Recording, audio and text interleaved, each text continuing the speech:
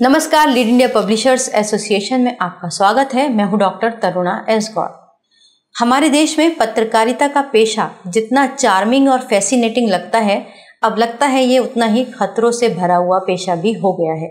बात बात पर पत्रकारों पर मुकदमे हो जाते हैं।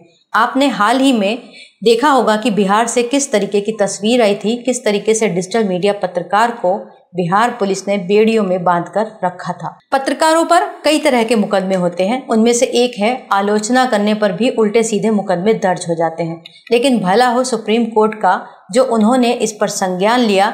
हम बात कर रहे हैं उत्तर प्रदेश की। उत्तर प्रदेश में एक पत्रकार के ऊपर भी सरकार की आलोचना करने मात्र से एक मुकदमा कायम कर दिया और वो केस चल रहा था। लेकिन जो पत्रकार थे जिनके ऊपर ये केस किया गया था, उन्होंने सुप्रीम कोर्ट का दरवाजा खटखटाया और इसके बाद सुप्रीम कोर्ट ने जो महत्वपूर्ण टिप्पणी की वो आप सभी पत्रकारों के लिए भी इम्पोर्टेंट है।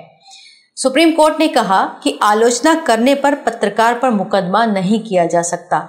सुप्रीम कोर्ट ने कहा कि एक जर्नलिस्ट के खिलाफ सिर्फ इसलिए क्रिमिनल केस दर्ज नहीं किया जा सकता कि उसने सरकार की आलोचना की है। पत्रकार के खिलाफ 20 सितंबर को केस दर्ज हुआ था। जब ये मामला सुप्रीम कोर्ट में पहुंचा तो इस पर जस्टिस ऋषिकेश रॉय और जस्टिस SVM भाटी की बेंच ने ये टिप्पणी की। उन्होंने कहा कि लोकतांत्रिक देश में अभिव्यक्ति की आजादी का सम्मान किया जाना चाहिए।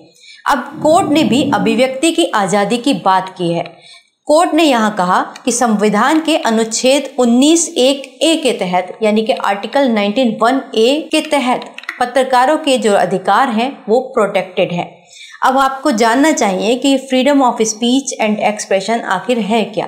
भारत के अंदर हर नागरिक को 6 फंडामेंटल राइट्स मिले हुए हैं। उन्हीं फंडामेंटल राइट में एक है freedom of speech and expression, जो कि 19(1)(a) के तहत आता है।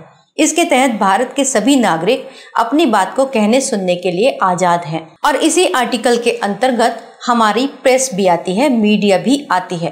तो जो राइट्स भारत के नागरिकों के यहाँ प्रोटेक्टेड हैं, वही एक पत्रकार के भी राइट हैं जो इसी अधिकार के अंतर्गत प्रोटेक्टेड है। आपको ये भी जानना चाहिए कि जितने भी हमारे फंडामेंटल राइट्स हैं उनका इमरजेंसी के अलावा कभी भी हनन नहीं किया जा सकता। अगर कोई फंडामेंटल राइट का हनन करता है, उल्लंघन करता है, तो इसके खिलाफ सुप्रीम कोर्ट के अंदर याचिका दाखिल की जा सकती है। सुप्रीम कोर्ट ने इसके बारे में कई बार फैसले भी दिए हैं, जैसा कि सेम इस केस में हुआ। जैसे यूपी में इस पत्रकार पर मुकदमा दर्ज हुआ, उसके बाद वो हाई कोर्ट में पहुंचे और वहां के बाद वो सुप्रीम कोर्ट में पहुंचे, जिस पर सुप्रीम कोर्ट ने ये महत्वपूर्ण टिप्पणी की और इसके अलावा उन्होंने राज्य सरकार को नोटिस भी जारी कर दिया और उनसे जवाब देने के लिए भी कहा है। तो इस तरीके से जो फंडामेंटल राइट्स हैं उनका सुप्रीम कोर्ट प्रिजर्वेशन करता है और सहायता करता है। अगर आप भी जर्नलिस्ट हैं और आपको भी अपने राइट्स के बारे में जानना है तो आप हमारे चैनल के वीडियोस को विस्तार से देख सकते हैं। खास तौर से आप हमारा मीडिया कानून वाली सीरीज देखिए। अगर आप भी पत्रकार हैं या फिर डिजिटल मीडिया से पत्रकारिता कर रहे हैं तो आप वो वाली सीरीज जरूर देखिएगा, आपके बहुत काम आएगी। उम्मीद करते हैं ये वीडियो आपके लिए उपयोगी होगा, हेल्पफुल होगा। अगर आपको ये वीडियो अच्छा लगे तो इसे लाइक कीजिएगा, शेयर कीजिएगा और सब्सक्राइब भी कीजिएगा। वीडियो देखने के लिए बहुत बहुत धन्यवाद।